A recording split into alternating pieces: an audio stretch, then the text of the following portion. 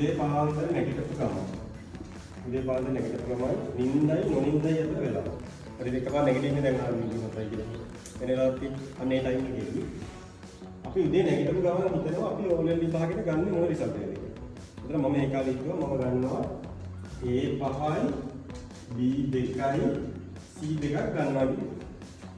උදේ පාන්දර නැගිටගෙන හිතනවා මොකද්ද? A5ක් ගන්නවා B2ක් ගන්නවා C2ක් ගන්නවා කියලා හිතලා තමයි නැගිටින්නේ. ඊට පස්සේ නිදා ගන්න යද්දි නිින්දයි නොනින්දයි අතර වෙලා තියෙන්නේ. කියන්නේ නිින්ද යන්න ඔන්න මෙන්න වෙලා තියෙන්නේ. ඔය අවසියෙන් වගේ ඉන්නවා.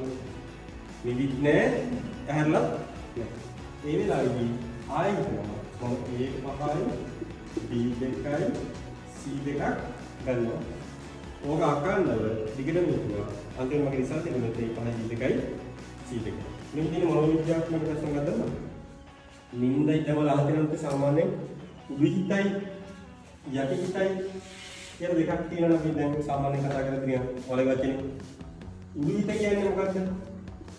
උඩු හිත කියන්නේ අපිට ඔයාලගේ හැම සිතුවිල්ලක්ම එදිනදා වැඩ කරලා තරහ යන එක, ඊර්ෂ්‍යාව, සතුට, දුක නෑ වගේ අපි එදිනදා ජීවිතේ කරන වැඩ පෑන එළියන එක ගන්න එක නෑ වගේ. යටි සිතෙන් කරන කාර්යය මොනවද? දැන් හුස්ම ගන්න එක ඔයාලා හිතලාද කරන්නේ? හිතලා ගන්නත් පුළුවන්. සාමාන්‍යයෙන් හිතලා නෙමෙයි කරන්නේ හුස්ම ගන්න කිව්වේ කියලා. බඩගිනිනේ හිතලාද ගන්න මට කෑවේ නෑ මට බඩගිනි වෙන්න ඕනේ. දැන් බඩගිනි. හිතනවාද බඩගිනි වෙන්නේ? ඈ නෑ හිතලා නෙමෙයි. ඒ වගේ ක්‍රියාවල් දැන් හරි ස්පන්දෙන් දැන් මගේ හදවත ගහන්නේ. දැන් මේක හයියෙන් ගහන්න ඕනේ දැන් මේක හිමින් ගහන්න ඕනේ. හිතනවාද? හිතලා ගන්න පුළුවන්ද? ඒවා පාලනය වෙන්නේ මොලෙන් කියලා කියන මොලේට වඩා මේක දෙගත්තේ නැත්නම් හිත තමයි. එතකොට ඒ වගේ අපි දකින්න නැති ලොකු දේවල් මේ හිතේ පාලනය. අපිට දවසකට ස්වභාවික වෙලාවල් දෙකක් හම් වෙනවා. මේ උඩුසිතයි යටිසිතයි එක අතර දොරක් තියෙනවා. මේ දොර ඇරෙන වෙලාවක්. මේ වෙලාවේදී මේ උඩුසිතේ තියෙන පණිවිඩ මොනක් ගන්න පුළුවන්ද? යටිසිතට දෙන්න පුළුවන්. යටිසිතේ තියෙන පණිවිඩ උඩුහිතට ගන්න පුළුවන්. සාමාන්‍යයෙන් උඩුසිතෙන් යටිසිතට පණිවිඩයක් දුන්නට පස්සේ ඒ පණිවිඩේ ක්‍රියාත්මක වෙන්න එයා වැඩ කරනවා. උදාහරණයක් විදිහට මේක කළා බලන්න. අනිවාර්යෙන් කරලා බලන්න. උදේ පාන්දර නෙක්ට ගන්න. උදේ පාන්දර නෙක්ට. හිතන්න ඕනේ අද නම් මහා කාල කන්දි දවසක්. හරි නුසල් දවසක්. උදේ පාන්දර දවසක් අද ඉස්කෝලේ යන්නත් මට චාන් දවසක් කියලා. හිතපු ගමන් මොකද වෙන්නේ? හිතන්න. හිතලා බලන්න. හිතලා ඉස්කෝලේ ගිහින් බලන්න ගේ දවස් මොනවද වෙන්නේ කියලා. කාම කරපු දවසක් වෙනවද නැද්ද කියලා බලන්න කියනවා. ඒ කියන්නේ උදේ පාන්දර උසිතින් යටිසිත දුන්න පණිවිඩය මොකක්ද? අද නම් එපා කරපු දවසක්. ඒතකොට එයා ක්‍රියාත්මක වෙන්නේ මොකටද? ඒ දවස් මොනවා කරන්නද? එපා කරන්න. ඊළඟට උඩුසිතෙන් යටිසිතට අපි දුන්නා. අද නම් හොඳ පොහොදම දවසක් අද නියමයි. අද මගේ වැඩ කටයුතු ඔක්කොම සාර්ථක වෙනවා කියලා එයා ක්‍රියාත්මක වෙලා මොනවා කරන්නද?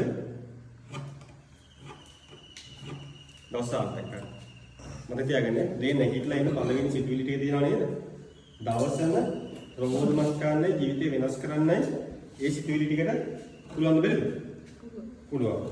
එතන අපි උදේ පාන්දර හිතුවොත් අපි ඕලෙල් විභාගෙට මෙන්න මෙයාගේ රිසල්ට් එකක් ගන්නවා කියලා මේ පණිවිඩය යටිසිතට යනවා. යටිසිතට ගිහින් එයා ක්‍රියාත්මක වෙනවා මේක වලනා කරන්න. සාර්ථක කරගන්න. එතන පුතේ ඔයාලට කැමති ටාගට් එකක්. මෙහෙම හිතන්න පුළුවන්. සාමාන්‍යයෙන් දැන් ඔයාලා විභාග කරනවා ඉඳලා විභාග ගැන හිතනවා නම් හොඳයි. එහෙම නැත්නම් ජීවිත වෙන මොකක් කරනවා කියනවා ඒක හිතුවට යන්නවක් නෑ. අපිට වගේ වෙන මොකක් කරනවා තමයි ඉන්නේ අපි විභාග නෑ. ඒතර මම ඔය කාලෙදි මම නම් මේක ක්‍රියාත්මක කරාසම මගේ රිසල්ට් එකත් ඒකම වුණා. මට ඔය කියන්නේ හේතුවක් නෑ. ඊට පස්සේ කැම්පස් එකේදී මගේ උසස් පෙළ විභාගෙදී මම මේ ක්‍රමේ පාවිච්චි කළා. ඒතර මේක 100% වැඩි කරනවා සහ ඔයාලකට හිතට මොකක් වෙනවද? ටාගට් එකක්. ටාගට් එක කියනවාද? අරමුණක්. එතන මේක ස්වභාවිකව වෙන වෙලාව. ඊට අමතරව මේක අපිට කෘත්‍රිමව ගන්නත් පුළුවන්. උදිස්තය ඉස්සෙයි ඉවර කරගන්න. ඒක කෘත්‍රිමව ගන්න. ස්වභාවික නම තමයි. භාවනාවෙන් කරනවා භාවනා කරන්නේ. ඉතින් ස්වභාවිකව අපිට දවසකට chance කීයක් හම් වෙනවද? දෙකක් හම් වෙනවා. ඒ වෙලාවේදී ඔයාලා ගන්න රිසල්ට් එක මේකයි කියලා හිතන්න. දවස් ගානේ කරගෙන යන්න. කරගෙන ගිහින් බලන්න මම මේකත් කතා ඇත්තද බොරුද කියලා. ඔයාලා තවදුරු දෙකකින් දෙකමාරකින් මේක ඇත්තද බොරුද කියලා බලා ගන්න පුළුවන්. හැබැයි මේකේ නීති දෙකක් තියෙනවා. පළවෙනි නීතිය මේක කරනවා කියලා ඔයා කාටවත් කියන්න එපා. කාටවත් කියන්න බැහැ. කවද වෙනකන් කියන්න බැහැ. ඔය විභාගෙ ලියලා රිසල්ට් එක එන දවස් වෙනකන් ඔයා මේක කාටවත් මේක දැනගන්න කවුරු විතරයිද? ඔයා විතරයි. දෙවෙනි එක තමයි මේක දිනපතා මුල් දවස්වල අමාරු කාලයක් ඇද්දි මේක නිකම්ම නැගිට ගමන් හිතනවා ඒ පහ බීඩිකේ සීඩයක් ගන්නවා නිදා ගන්න ඇද්දි හිතනවා ඒ පහ බීඩිකේ සීඩයක් ගන්නවා. ඔයාලා ඒ පහ බීඩිකේ සීඩ එකයි කියලා හිතන්න එපා. ඒක මම උදාහරණයක් කිව්වේ. ඔයාලා කැමති රිසල්ට් එකක් මේ විදිහට තේරුණාද? ආරයි.